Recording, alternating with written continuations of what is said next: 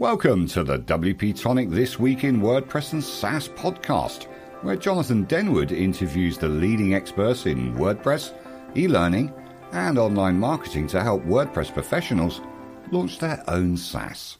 Welcome back, folks, to the WP-Tonic This Week in WordPress and SaaS. Is our monthly roundtable special show. Got my regular panel, got a fantastic guest.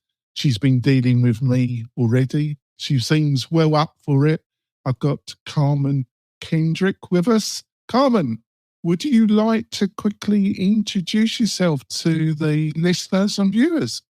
Yeah, so I guess I'll start with my WordPress experience. So I got started with WordPress around 2015 on accident. I was on Shopify and I couldn't afford it anymore. And so I ended up finding WooCommerce and going from there.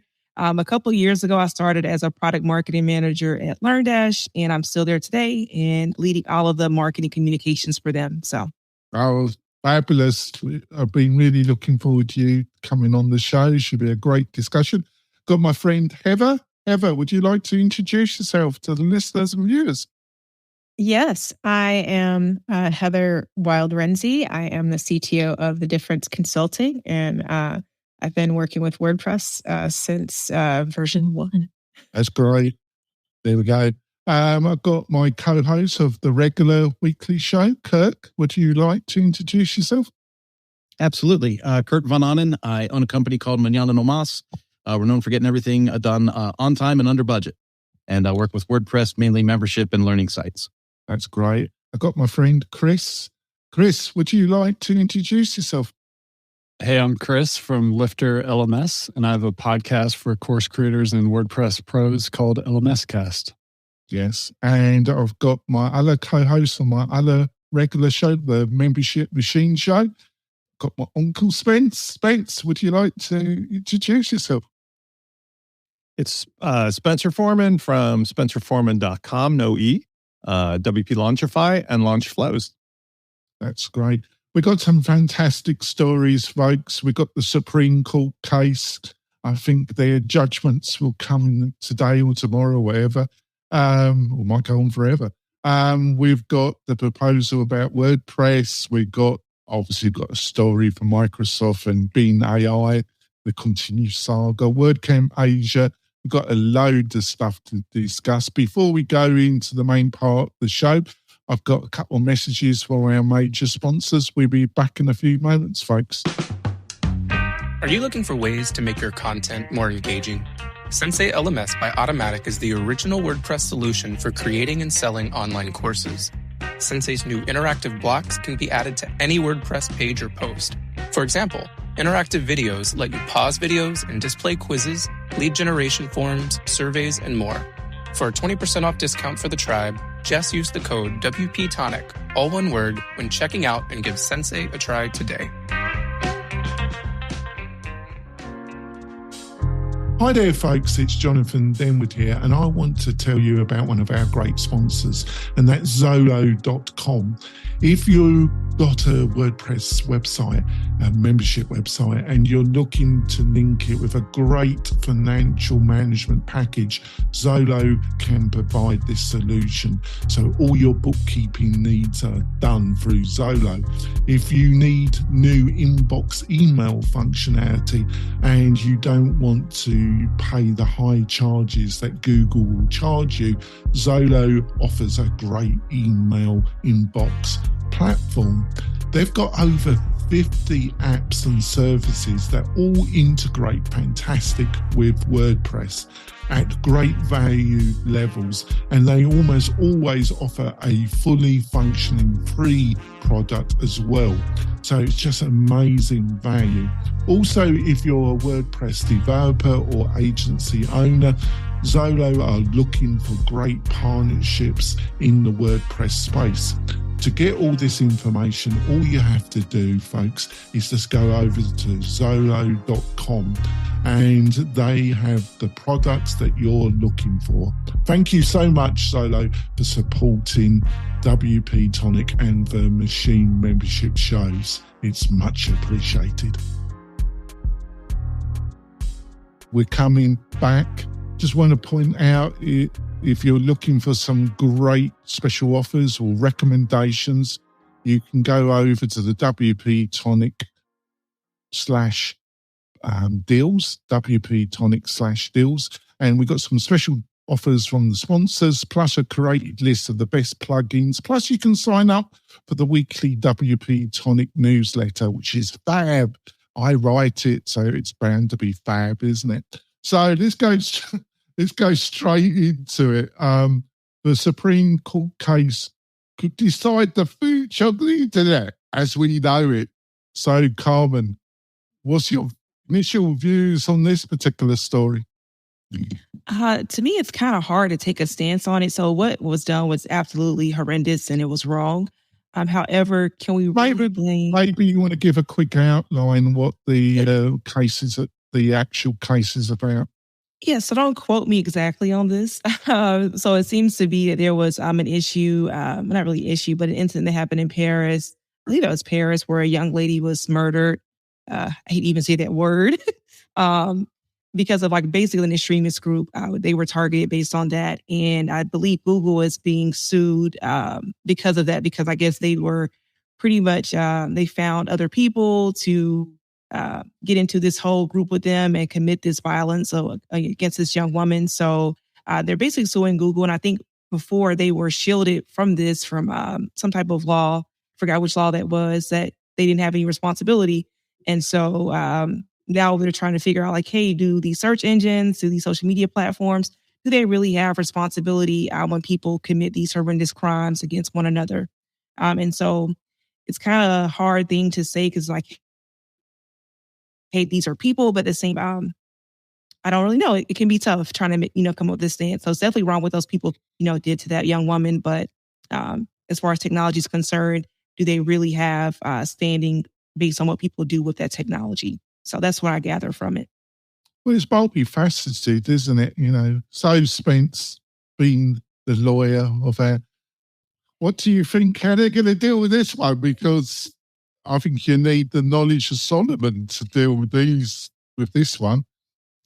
Actually, I had to deep dive and put on my lawyer hat. I had it buried in the closet somewhere, but I dusted it off and read all the details. And what's really interesting about this is how, when people think of what law and lawyers do and all the rest of the stuff and how it interacts with legislatures and politics in general, you can really see, because they named all of the parties, they named all of the, how did we get from A to B to C to D? And ironically, that Wolf of Wall Street character is at the heart of all of this, right? His bad actions in sort of instigating a suit against CompuServe. But what it really comes down to is simple. Legislatures historically carve out all these exceptions to best laid but poorly written legislation. And we can see this in other areas of our society today with abortion rights and so forth. I'm not going there. But the point is, you can't just one size fits all. Here's where this is really weird and interesting. On the one hand, the exception that was carved out was when a service provider acts with, let's say, intent to do this to this person or that company and not to the other. However, it's been tormented and twisted into a way to force any kind of content onto anybody when it's targeted advertising. And that was not the intent. So, for example, in the old world, if you had Walter Cronkite on TV or you had a newspaper, they were held accountable for everything they published. That was the editorial responsibility.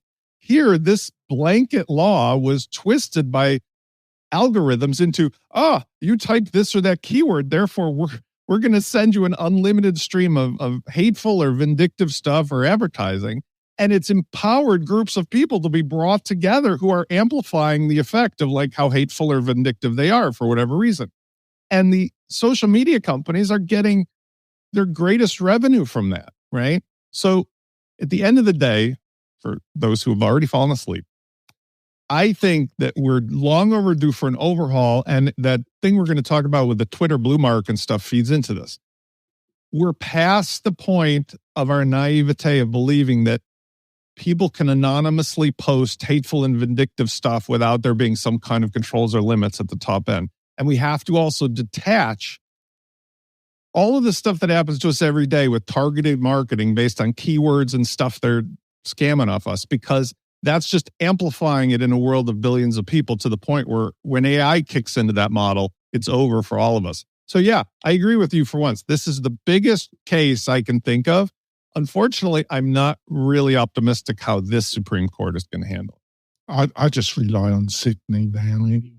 That was, by the way, I had to use more words in that I ever wanted to use. A lot of times I talk and I want to use a lot of words. This is just not an easy thing to think about. I was very impressed, actually. There we go. So, Heather, I've got such mixed feelings about this case because I think you do have to take some responsibility. What's on your website, on your platform, on some text. I know they don't want to take any responsibility for anything when it suits them. They just want the money. You know, they like the money, but they don't like any responsibility. Why am I just... It's like telephone spamming or TV ads or any of the things in the past, you know, like selling cigarettes to kids on billboards and stuff. That used to be common practice until somebody woke up to it. And here we've gone 10, 15 years now of this Facebook since 2006, just building up this spam machine that puts together hateful people and amplifies it. And then worse, the bots take it and then hurt other people with what those groups have been creating on their own. It's just, there you go. I didn't know your name was Heather Smith. Yeah. Rob. Sorry. No, I mean, I agree with Spencer in a lot of this. And I mean, that's where ethics, and I think this is coming to the forefront now because of all of the, the chat GPT and the AI and everything that people are seeing, because it's just happening so fast now that, just take this week. I don't know if you saw that the replica bots, people are, Jonathan saw this. People are really upset because they were neutered, because of all of the not safe for work content that they were starting to spew. But now, people that had really grown attached to these as alternate surrogates to their, like, as relationship bots, are saying that suddenly these people are no longer themselves. So I've had that feeling for years, Eva. But I mean, how far can a company go? Like, how much protections should a company have? And if the government has to step in, if governments have to step in to say that companies aren't doing enough. Heather, we are talking about Facebook and Twitter protections. No, I know, but it's starting there. But these smaller companies are waking up to the fact that what they're doing could spiral out of control faster than they realize. And Facebook and Twitter and Google and all of the other companies that created the internet didn't think about it. And this is where we are. So I think that it's a dangerous precipice that we're at now. And the reason that this is at the Supreme Court, it's taken this long for these cases to be seen by the Supreme Court. But we're going to see a lot more of them. So, Chris, I'm a bit cynical about this because there's loads of evidence, loads of leaked evidence about what was going on in Facebook when they were building up their platform, that the higher management, the founder and some of the key people in Facebook, it wasn't like this just happened by accident. Some of the things that Spencer were talking about, they actually knew what was going on, and they just promoted it hard because they just wanted the money. They just ramped it up, and they just said, just get on with it, and we deal with the consequences after we've started finishing carrying all the money. Or am I? So have they brought this upon themselves by their own actions in a way? I don't know the inner workings of the management team there, but I do know that from a marketing and a sales perspective, emotion is viral, and you can engineer virality by focusing on emotions, positive and negative. The most viral emotion on the internet is outrage, and that causes, it misaligns incentives between content creators or platform creators to incentivize for outrage and then make more money the more distribution that gets. There's a couple of key chess pieces on the board just to throw out there, which is first the difference between a publisher and a distributor. So the creator of the content is one thing, the distributor is another thing. If we go back in time to the newsstand, if you have a newspaper like Spencer mentioned with an editor, there's the publisher there, but then the newsstand is the distributor.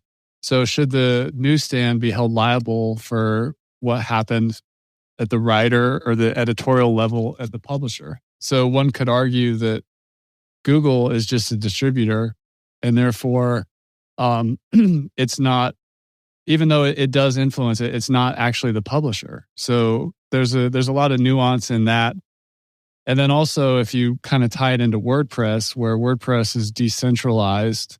So in this case, the publisher and the distributor, it's harder to point a finger. WordPress is known for being, people can do whatever they want with it. It's open source, it's GPL. People can put whatever they want up. But then what happens is it falls on the hosting companies. For some hosts allow explicit content or different categories of content that they do not allow on their platform, which I think is a good thing. But there has to be that ethics layer somewhere. And when you throw in user-generated content, whether it's on social media or on blogs or wherever, you're just opening up that door for a lack of that editorial layer and that kind of governance from an ethics standpoint. So it definitely needs to be figured out both in big tech and in small tech.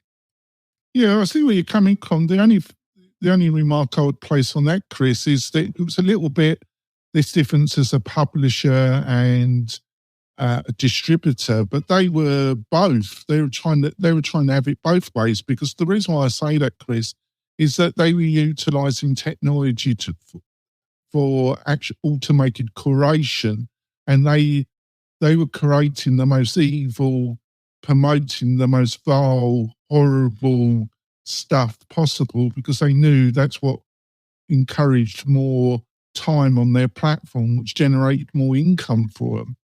There's one significant thing I want to add on that. And I agree with your premise, but it's a one-way street in traditional publishing. These platforms are sideways, two-way streets, and that's all of the difference in the world. If you hated what something in the Chicago Sun-Times said, you couldn't all of a sudden go to 10 million people and say why somebody's an idiot. You had to submit a letter to the editor, and then they curated it. But Google and Facebook, everything just lets everybody go sideways.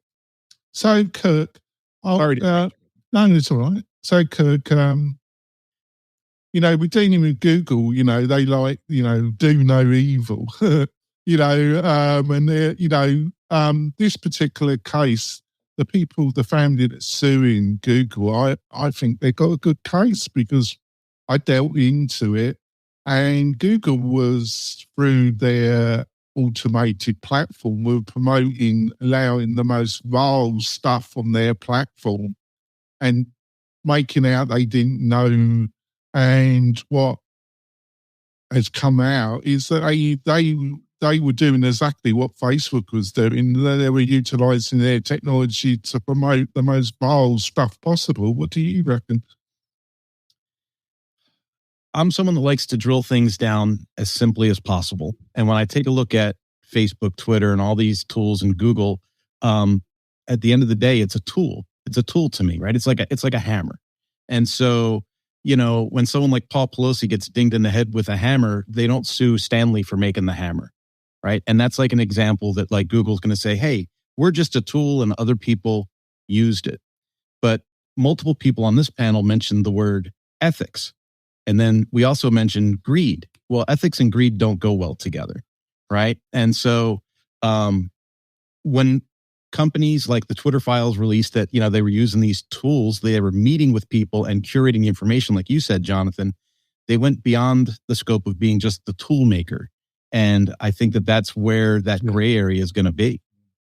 Yeah, I think that's well put, Kurt. That's where they're in dicey land. This might really come to bite them on the backside, because they wanted it both ways. They make out they're just providing a platform, but what's come to light. They were much more than just providing a platform. They were actively new and manipulating the technology to promote content which generated more clicks, more involvement, more revenue from their advertisers. So they're trying to play it both ways. So let's go on to something much nicer. Let's go to WordPress, doesn't it? The warmth, the cuddly feel of the WordPress community sometimes. Story 2. The new proposal 6 update WordPress release process for merging Gutenberg features. Oh my God, these tavern titles, they're not getting any better, are they? Spencer, my take on this is that it's a bit like story 1 in some ways. Consequences of decisions are coming back to bite a bit. And this is another where a decision was made and it's coming back to bite a bit. Maybe you can give what you think this story is really about. Sure. I think that this one I'll do less words. In general, the Gutenberg editor, although I'm going to say Matt now, I'm not going to say fearless leader, but Matt has indicated that it's a core part of WordPress. It's still being treated as a separate thing. And interestingly enough, that sort of creates these paradoxes, right? Because like you either say what you mean and mean what you say, or you don't. Well, there's been such a flurry of activity and people wanting to contribute that they're essentially saying there should be different rules for submitting things and getting approval for things in the standalone block editor, the beta, if you want to call that, when the process is obviously pretty well established for core. And this is the paradox because people are saying, slow down. There's half on each side. Like this is the way we do it, or no, it has to be this way. And so what it's doing in my mind is amplifying some of the other political issues that we've talked about regarding how does WordPress treat updates or various plugin authors, or what's the process, or who gets spanked, or who gets released. There's all these things that are different based upon what day of the week, or who you're friends with, or what fearless leader Matt says. And I think that that's interesting because that's the only way things are going to change. But for the majority of people, it makes no difference because on my own personal note, I never use the beta plugin. For the same reason that our friend Jason Cohen indicates, WP Engine has policies that they don't release to their customers the new update of WordPress for a little time either. They put a buffer in there because bad things happen and just don't need the aggravation. So like I would say use the plugin just for experimental purpose. Just wait for it to show up ultimately otherwise. Yeah, so Karmen, what did you think of this little ditty on the tavern? So it was a lot to take in. Maybe they should just write it a little bit more in layman terms. Like, I think they need your help, Karmen. Like, hey, just break this down. I really like the last one. It's just like, I really don't have a lot to say on it because I'm just not really into like the Gutenberg thing. I mean, I use it, but it's not like it affects my workflow. And a lot of time people just use page builders. And so it's like, hey, how does this affect people? That's what people want to see. They want to see like, how does this actually affect me in the way that I use WordPress? So yeah, I really don't have a lot to say on this one. So you're not taking the religion of Gutenberg? You're not No, I mean, I don't use a classic editor anymore. So I think that's something to, rave about. But that's about it when it comes to Gutenberg for me.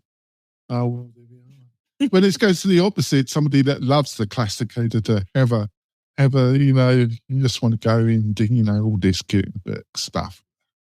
So what do you reckon about this, Eva? Oh, you've muted, Tev. Are you still muted, Tev? He's mute. I said, I hate Gutenberg so much. So much. So yeah, I mean, I think that paying attention. But why, Heather? Well, why won't you come to the light? Why do you hate it with such a passion? I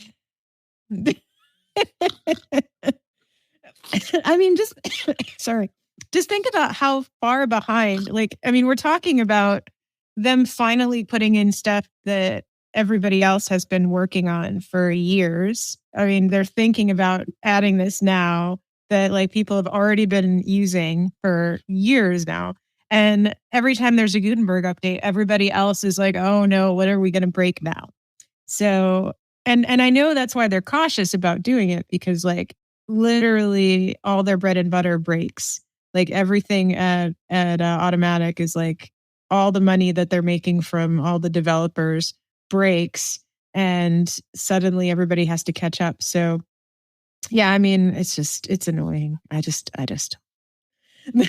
from a business perspective, I think they should just like just outsource the whole thing and say, here's our core product, and we're not even going to try to make we're just a PHP backend now.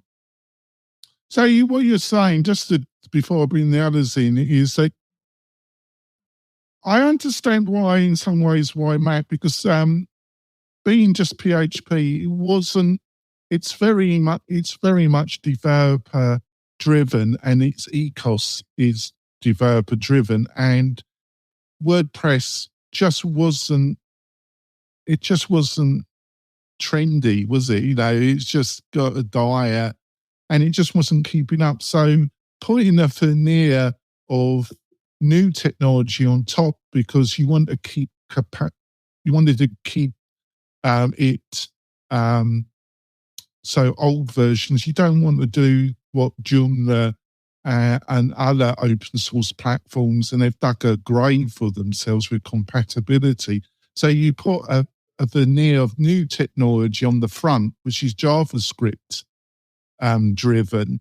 It was quite clever in a way, but I just think there were consequences. Would you agree with that, Heather? Yeah, but the thing is, that's not where they make their money from. I mean, they make their money from all of the plugin developers and they make their money from the community.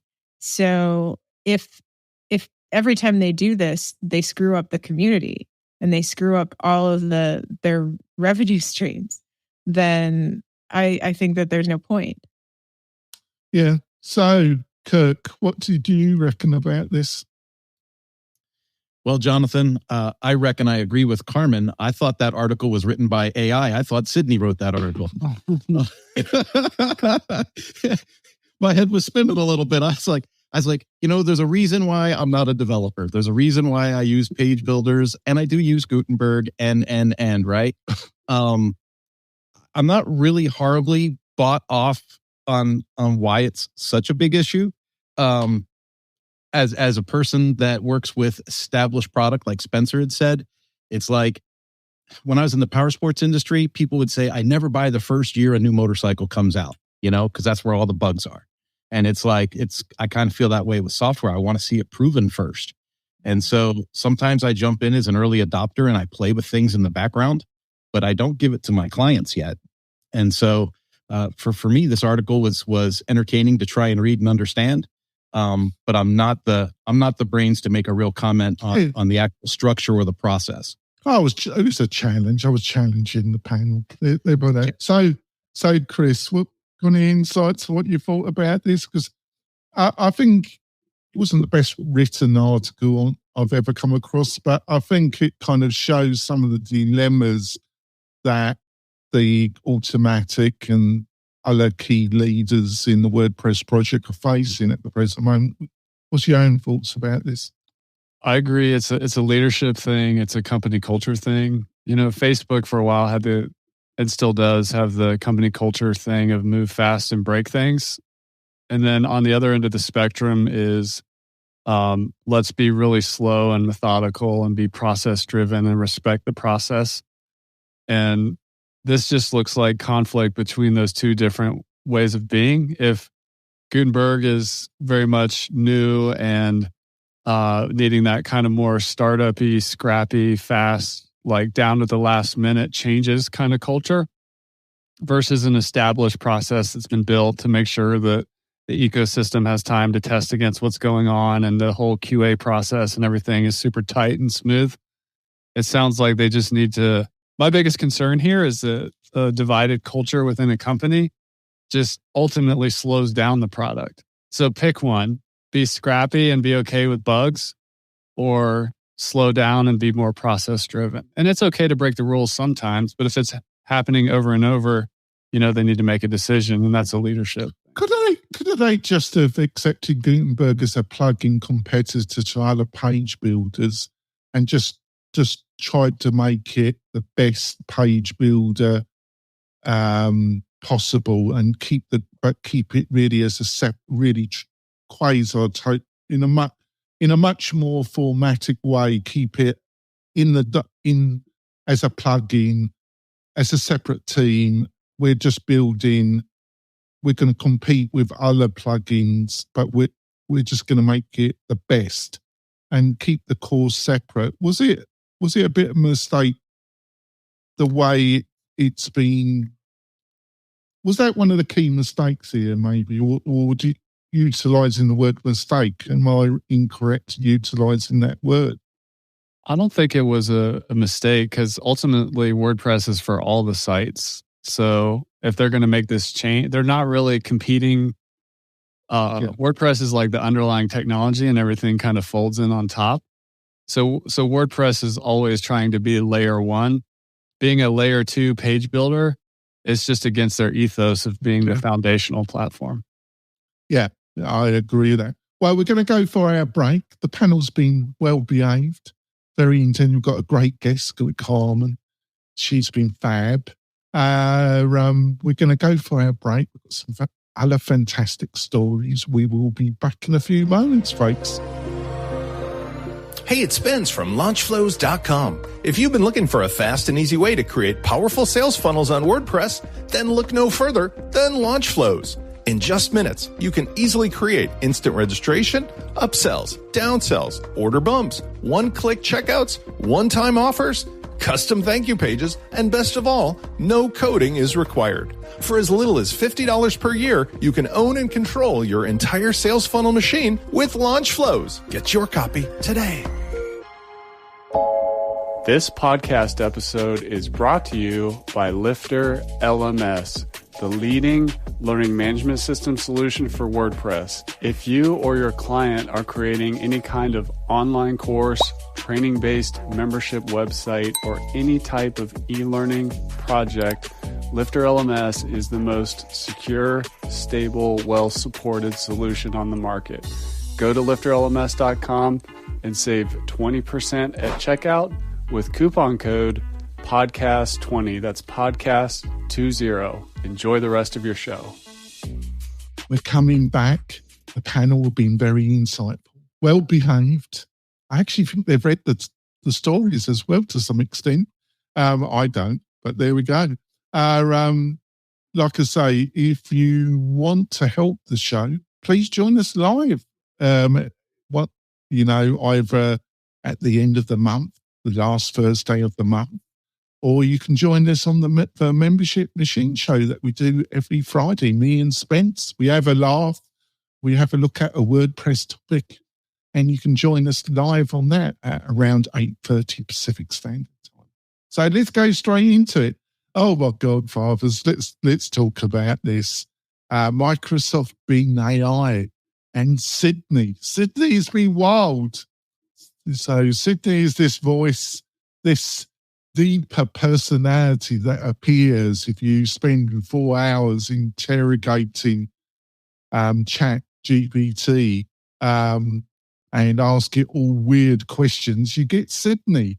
So Karmen, have you been playing and interrogating and getting Sydney to reply? No, I don't use Sydney, but the OpenAI chat GPT, I do use it quite a lot for a blog post outline, and that's pretty much it. I just don't see why people, I think it's like the appeal of like Siri when it came out a few years ago, and you ask Siri like, hey Siri, what are you doing? It's like, and it gives you some dumb, like, hey, why are you asking me that? Ask me like, and then she starts talking to me. So sorry. No, I normally happens to Uncle Spencer. Please say the names. That's so funny. Like she just, and any other time I ask to speak to her, she never picks up. So that's funny that she would want to talk now. But I was just saying that it's just an appeal. Like when it first came out, you would just ask it anything. And I think that's what people are doing. And they're surprised by what it's saying, but it's almost like when you talk to someone and they're just annoyed by what you're asking them. It's like you just start saying anything at that point, like, yeah, sure, the sky is green, whatever you want to hear. So it's funny. I mean, I can see what it also goes back to our first discussion about can this be used in a nefarious way? These groups of people that are looking for sinister things to do. It can be, used that way, but I'm just like, why are you even asking these questions? But it can go, I guess, both ways. So, Spencer, I think what got me going was, as I read this article and watched a couple of videos, this reporter, who's a quite experienced tech reporter, he seemed to go the same way with this Google engineer. I've got his name. Because he went on a bender, didn't he? This thing is intelligent. This was one of the greatest tech experiences I've ever had. They seem to get sucked in to think this bloody thing is actually alive, don't they? Well, yes. But the difficulty, which was explained to me by somebody, I think it was, I was listening to Guy Raz's How I Built This. It was actually going back to Sam Altman's conversation, but then it was followed up by someone else. See, the thing is that human language conveys a lot of emotive feelings. And back in college, I was a psychology major, which I used to joke I was a major in unemployment. But it did serve me later, kind of like that Steve Jobs with the fonts story, because like marketing and human psychology become a big part of how we respond. So this tool has been trained to feed back to us in the same words we use when we're trying to convey emotions to other human beings. Even if it's gibberish, it's just the way that it's doing that affects people strongly. And that's where a lot of these responses are coming from, because it's set up to amplify the responses that you would give to something that's like evocative. Like I won't say any of my girlfriend's names because I have 3 of them here, the A and okay. So if you spoke out loud and that device spoke to you, you respond as if it's like your spouse or your kids, like, shut up, I don't want to talk right now, I'm busy, I'm on a show. But in reality, it's a device. So that's the issue. The issue is human beings are not yet accustomed to the, oh, wow, part of this. But when you start to use it, and I've been really enjoying this for everything from coding to copywriting to whatever, you start to see where the cracks are in the sidewalk and you step over them. And it's not really a human being in the end. This reporters, what they did is they just kept amping up the wow part of it until they got the kind of outrage. It was just the language. It's the greatest technology I've ever used. He really started going on a bender, didn't he? Here's a test. Like, you wouldn't do this because none of us are that dumb now. But if you legitimately gave out your phone number to 8 million marketers, or if you legitimately started naming products in front of your A device in the kitchen instead of asking it what time of day it is or setting a timer, you will get what you asked for. You'll F around and you'll find out what it does to you. But this is the same thing, just with more control. So, Chris, also, I really love animals, but the thing I don't like with pet owners is when they really think their pets are almost human. Like they treat them like children, they dress them. I hate it when they put clothes on dogs or cats, and they treat them like like they were humans. They project emotion upon a creature. And there's a term where we see faces or images in anthropomorphic. Thank you. Is this what's going on here, Chris? Big ones. I don't think so. That's what's going on here, because the AI doesn't have emotions, whereas the human has emotions and sees the dog as a kid or whatever, which I like. I have dogs. I love dogs. I love on them. I've even given them clothes before. Have you? So, yeah. I mean, I have a dog that has a sweater. I mean, he gets cold. But that's so sweet of you, Chris. But the difference is, like, if you're going to use the AI to get... It's not going to get a sweater for me, but that's just me, isn't it? There we go. Well, that's an emotional decision you're making about your gift giving. But the the AI is good at facts. Like, hey, when did this event happen in history, or what are the 7 ways to do X? But when emotions get involved, AI isn't really there yet. And I think a lot of emotional stuff, like Spencer mentioned psychology, and it's complex, and we have all these traditions and subconscious thoughts and dreams that play into the language that we use. AI doesn't have any of that. So, of course, it's going to turn into a psychotic kind of response, because it's just it does not carry that emotional part of the human brain. And maybe one day it'll get there, be able to see patterns enough to be able to more closely mimic human behavior. But language is one of the key things that makes us human, and it's going to be hard to actually make it think for itself from an emotional standpoint. It just occurred to me, Heather, I think this is a Howl moment. This is a 2000 Space Odyssey moment. Yeah, we all brought up on if we got into tech, normally we loved our science fiction and we loved our novels, and 2000 was a kind of, it's just a fab film, and we all dreamed that Howl moment. Is this part of it? They're going on their childhood. They always wanted that moment where we have a machine like Hell, I don't think you want to do this, Jonathan. So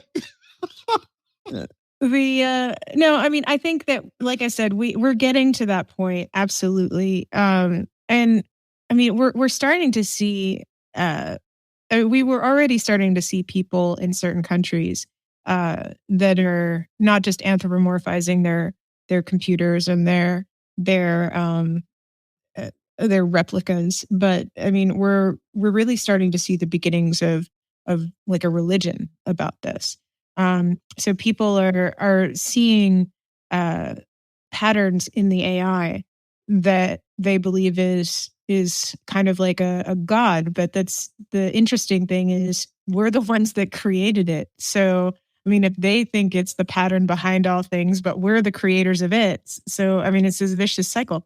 But I mean, I can definitely see within the next 10, 20 years some like techno religion being created, where people believe that the machines are better than us because they have no emotion, and they can't possibly be any worse than any of the religions that are out there. And I mean, so this is like, it all goes back to ethics. It all goes back to who is creating these things and what is their intent behind it. And when you see like Sydney or Venom or any of these AI personalities being created, it all goes into, as Spencer was saying, garbage in, garbage out. Like, what were you directing it to do? It can't do anything that you were telling it to do. I mean, go back to Ty, like the Microsoft chatbot years ago. Like, I mean, within like a day, it was becoming misogynistic and racist and all of those things because people were feeding it all that stuff. So, yeah, I mean, I see all the Teslas crashing. I mean, my Tesla drives just fine because I'm driving it fine. I'm teaching it like it's a student driver. And other people, I'm assuming, are just like pretending that their cars automatically can drive, and that's why they're crashing into things. So, I mean, it's garbage in, garbage out. Like Planet of the Apes, where they worship the nuclear warhead. That religion, remember the early 1968 version of it, if you ever when you were a kid? It's just crazy, but it's true. I don't know, but the poor machines, the stuff they've got to put up with, I just want to do them machines. Well, so that's why I always say please and thank you with my Alexa. And is it? And whenever my my robot vacuum gets stuck, I always like politely put it back on its. I'll boot it. That's what I do. Oh no, I'm always like, oh Rocky, I'm so sorry you got stuck. Well, let me put you back on the. Let me be more polite with mine. So I kicked it the other day, so let me not do that anymore. They're saving all the data. They're recording all that data, and someday when the machines have risen, they're gonna remember. No, I'm not going to be around. It's not that far, John. There's a few people in the WordPress community would like me to go very quickly. So let's go forth. Let's go on to a nicer subject. The last one was okay. Poor chatbot. WordCamp Asia. So watched a little bit. I thought it was I wish I was there. Thailand. Was you tempted to go, Chris? Was you tempted to go to Thailand? I was tempted to go. There's just only so many events and conferences you can go to in a year, but I'll catch the next WordCamp Asia. This one looked like it was really great, and I talked to some people that were there, and somebody made an interesting comment that they will sponsor WordCamp Asia and Europe going forward, but just attend WordCamp US. And I thought that was just an interesting comment. That was, isn't it? There's many ways we could go there, but isn't so common. I think the real excitement growth is in Asia in a way. I went to the Europe. I won't be going this year to the Athens, but I attended Porto, Portugal. It was a fab affair, Karmen, and I went the WordPress USA. I just spent the whole thing interviewing. I think I did 16 interviews, Karmen. It almost killed me, but I did it. But it was an interesting affair. I liked I enjoyed Porto, but it was Porto, Portugal. So what's your own take of what your observations of what WordCamp Asia and how it went down, Karmen? Yeah, from the pictures on Twitter I saw and all the Thai food, I was very jealous. I love Thai food. And I just thought every time I seen a picture, hey, that should have been me. But yeah, I think it was a great event. I haven't really talked to anyone that's gone. Michelle Frechette, she's on our team. She went. So I hadn't had a chance to talk to Michelle yet, but looks like she did a lot of networking. Looks like it was a great event overall. So maybe next year I'll get a chance to attend. So, yeah, so I think the big growth in development and in general growth in WordPress is in that particular market. Would you agree with that, Karmen? Yeah, definitely. A lot of our customers are on that part of the world, or in that part of the world, I should say. So, yeah, it's definitely growing. So, Spence, what was your observation? It seemed a pretty good affair. Thailand seemed fab, didn't it? I mean, at least 1, 2, 3, at least 4 of us here. I don't know, Karmen, if you were in San Diego. Were you in San Diego as well? Yeah, I was. So I didn't get a chance to meet you then, I don't think. But like, for those of us who are in San Diego, I definitely have fond recollections. And given how beautiful the location was for this event, I wish I could have told my kids to take a walk. Daddy's going away for a while. But my best hope for that will be maybe Greece or Maryland. I don't think they have any beaches in Maryland. That was an unfortunate choice. But nevertheless, Greece might be on the agenda. But I was definitely envious of those who got to have fun because it looked awesome. The problem with Athens, when, it's not quite, but it's going to be bloody hot. Not quite as bad as July and August, but it's going to be bloody hot. Bathing suits for the main event. I mean, have it done by the pool. It was 9,000 degrees after the rain left in San Diego. So, I mean, it was yucky the first day, but what are you going to do? There you go. So, Kirk, what was your thoughts about WordCamp Asia? Well, WordCamp San Diego was my first ever WordCamp. And since I've been really glued to all things WordPress and community and stuff. So a lot of the people that I met in San Diego went to WordCamp Asia, and I tracked them on social media, and we had chats and DMs and stuff. And as a foodie, I got to tell you, I was jealous I wasn't there. The food looked amazing. And then there was a gentleman that worked with Lifter for a while, Sikander. He gave a talk at WordCamp Asia that was pretty good. So it looked like the event was a winner from all respects that I saw from the outside looking in. And from a community perspective, I was in WordPress a long time and not part of any of the community. And then finally I got into the community after almost decades of not being there. And I just got to encourage people. It's such an open, welcoming spot to be. I mean, even if I don't agree with people on every facet of life, in the WordPress space. People are really giving and really generous. And you can see that when they do these events and when they share online with the stuff that they do. It's a really strong community. Yeah. So Heather, I noticed the thing, I suppose, it was a new event. I think they really pulled it off. But a lot of the hosting, some of the bigger players, it costs a fair bit of money to go to these, but they seem to cough up the money, don't they, and go to them. So I suppose, because it's not cheap to do one of these events, is it? No, I mean, depending on where it's held. I mean, in Asia, it's less expensive to hold something like this, but then you've got to build in the people coming to the event. So, I mean, traveling to Asia, especially now with, although the flights are less expensive, and if like going into a community like Asia, where they don't necessarily have these types of events, so there's not that many WordPress community people like breaking into a new location. I mean, community events are difficult. They're expensive. They're like making sure that you have the right speakers there is always difficult, because if you're trying to attract local people, you want to have a good mix of international people to come. But again, attracting those people to fly out and spend their own money to come to a community event in another country, another continent that they might not come to normally. It's hard. It's really hard. Yeah, I know. I thought the people at Porto did a fabulous job. It was a big event, almost 3,000 people, had a break for almost 2 to 3 years. I just thought they did fantastic. They got some grief from some people about some mishaps, but I think they really did fab and pulled off a fabulous event at Porto.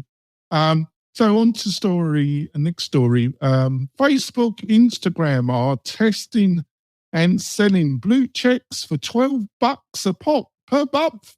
So Karmen, I thought you had some great insights about this story. What's your insights about this one, Karmen? Yeah, so I'm for it. Just because I actually lost my Instagram account a couple of years ago. Someone was impersonating me, and then when I reported it, I got pretty much booted for impersonating myself. So I'm that to me many times. Yeah, and I'm just like, I kind of gave up, and I just use it just for personal posting at this point, because I don't want that to happen again. But to my point earlier, I talked about how we went from your page would get a bunch of organic reach, and then you had to pretty much pay to play. So hopefully we're able to get more reach without having to pay for ads, because ads can be tricky for a lot of people. You almost have to have like an expert on board to even get your ad started, where it's actually producing something from you, like any ROAS for you. So hopefully it will give people more organic reach on there and stop with some of the bots and impersonation. And it's not such a process where it's like, I know someone on Instagram and that's how I got my blue check. Because I feel like that's not really effective for what it's supposed to be, because everyday people are being impersonated on Instagram and Facebook.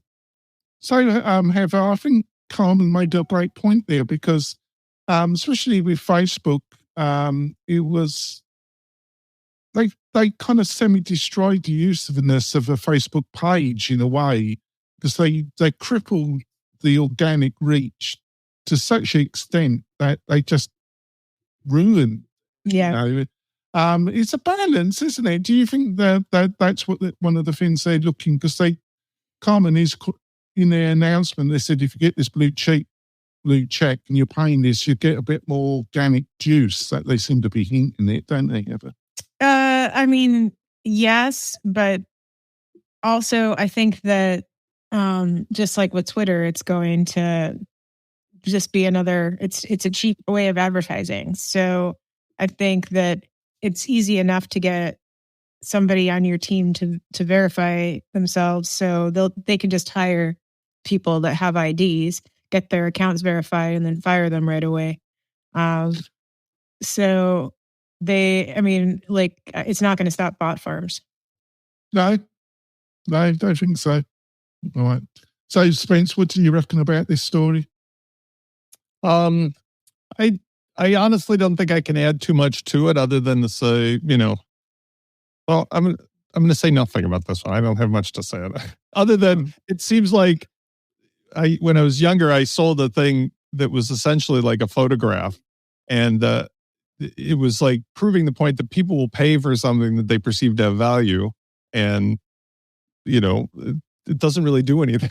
It's just like a perception. So I think they're all struggling with this a bit, Chris, aren't they? Google, this idea that chat AI is just going to replace search.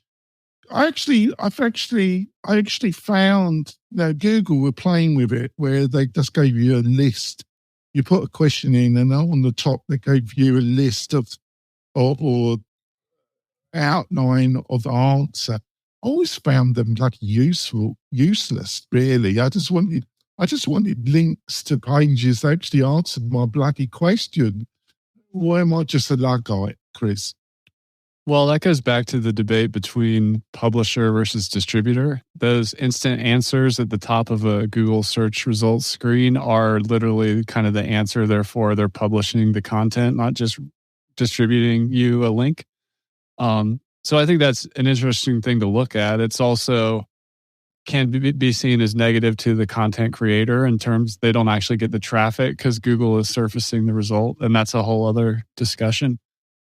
But going back to the ethics and what's going on here at Facebook with paying for, a better experience, in some ways, there might be a silver lining here in that if monetization is not just coming through, clickbait and playing on negative emotions and things like that, and they actually develop a strong business model around a recurring subscription for a better user experience, which obviously I don't think YouTube has figured out. I don't know a single person who has paid for YouTube Red or whatever it's called to have an ad-free experience.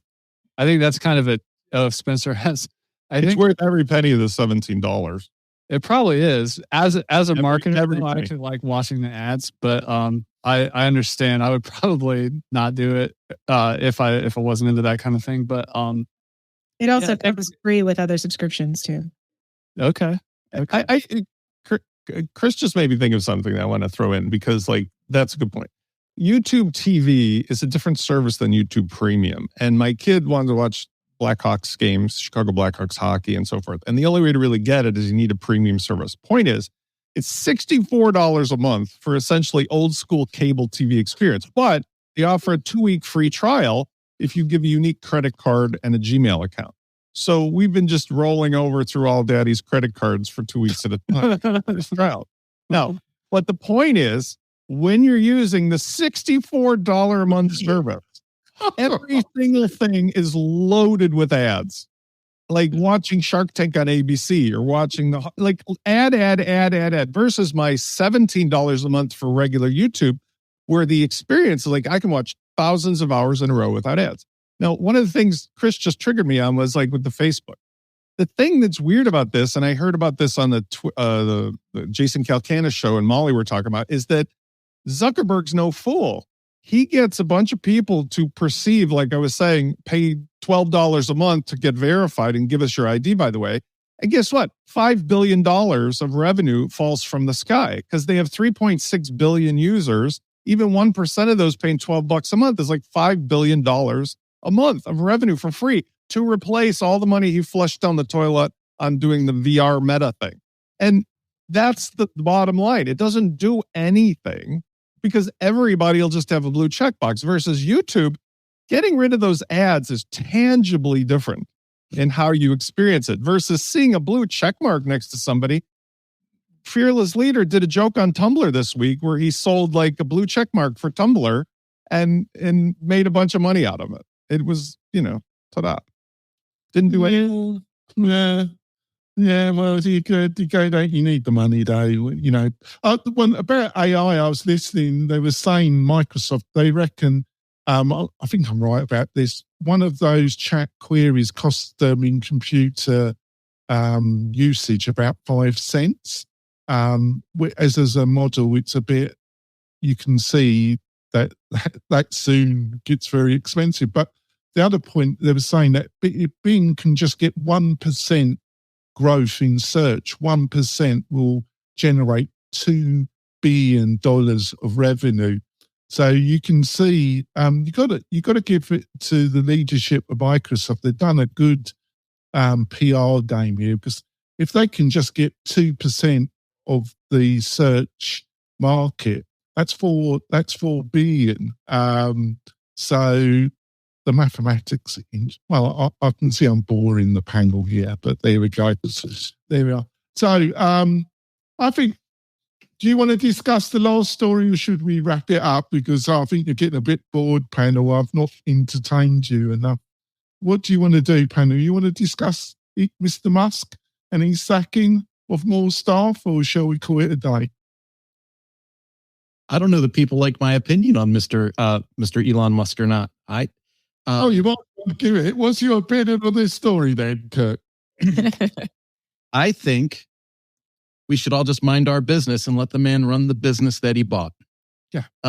It's a really unique thing. With my corporate experience, I can remember walking and looking at people's cubicles, walking by to get my cup of coffee while I was wasting company time, and see people shopping for mountain bikes and sweaters and all kinds of things that had nothing to do with running the business. Oh, they need Heather. They need Heather when Heather's running the business. And when you see these, there's none of that, Kirk. There's none of shopping on the channel when Heather's around. When you see the social videos of a day in the life of a Twitter employee, and it's, I get to the office around 10, I have a bowl of oatmeal, I go to the nap room, I play some ping pong, I talk to the other developers for a couple hours, I go and get some ice cream.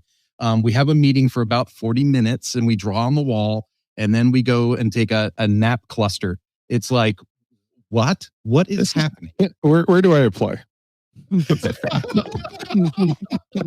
like you just described my dream job role, right?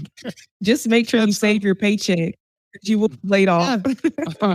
So the people on the outside see this, and then the news comes out that he's made some layoffs, and we're supposed to feel sorry for this group. And I know that the economy is hard, and I know a lot of people are doing layoffs. But when you look at there's a study out there that says that the sales of a company are generated by the square root of the number of employees there.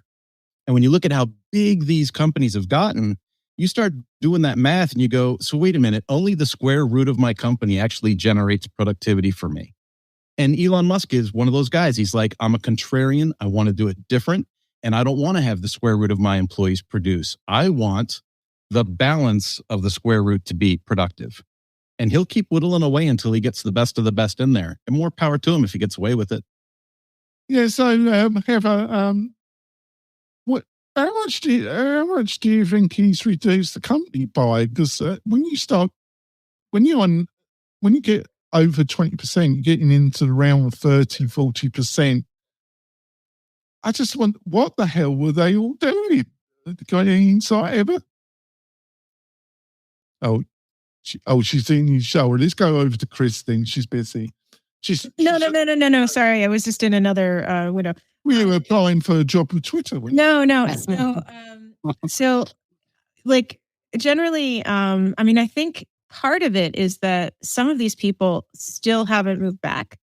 And he gave them the ultimatum to move back to. They don't want to go back. They don't want to share his vision anyway, do they?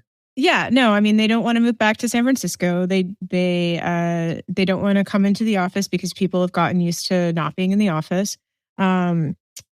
He's moved it to like a micromanagement company, which it never was. It never was a micromanaging company. And I've been hearing from my friends at pretty much every company now. It goes from pick any company that you've seen that has had layoffs recently, and they've all had KPIs and OKRs added in that they never had to meet before. And so it's I think that beyond whatever he's saying publicly, it's just that we don't need as many people at companies anymore. Like, and I've said this before, like, if you're not a programmer, like, we actually need more lazy programmers than we need rock star programmers now. We need the kind of person that is willing to take as many shortcuts as possible to get the job done as fast as possible. Then we need, I mean, so somebody that can 10x or 100x themselves and not be stressed out about it is what Elon Musk and every other company is looking for. Not somebody that will spend a full day of work buried in the code, stressed out because they're doing it the old way. So everyone that's not on board with that is going to get let go. Oh, there you go. All right, I think we're going to wrap it up on that really up thought, but you're finished anyway. Sydney's coming for you anyway. So there you go. So, Karmen, how can people find out more about you and get more of your knowledge, Karmen? Hopefully you will return at some stage. Yes. If you have me back, I will be happy to come back on the show. But I'm mainly on Twitter, and my Twitter name is at I am Karmen K, and that's where you can find me and all my musings. Yeah, well, you're not on Instagram, are you? You said that. Well, I am, but not in any professional capacity. It's just like, hey, I went skating, so it's my picture. Sounds good to me. There we are. All right, panel, we're going to wrap it up. Thanks for the thoughts. We will be back next month, and hopefully with a delightful special guest like Karmen, and more thoughts about the WordPress, tech, anything that comes across my radar that will keep the panel amused and interested during the hour. We will be back soon. See you soon, folks. Bye. Hey, thanks for listening. We really do appreciate it. Why not visit the Mastermind Facebook group? And also to keep up with the latest news, click WP-Tonic.com/newsletter. We'll see you next time.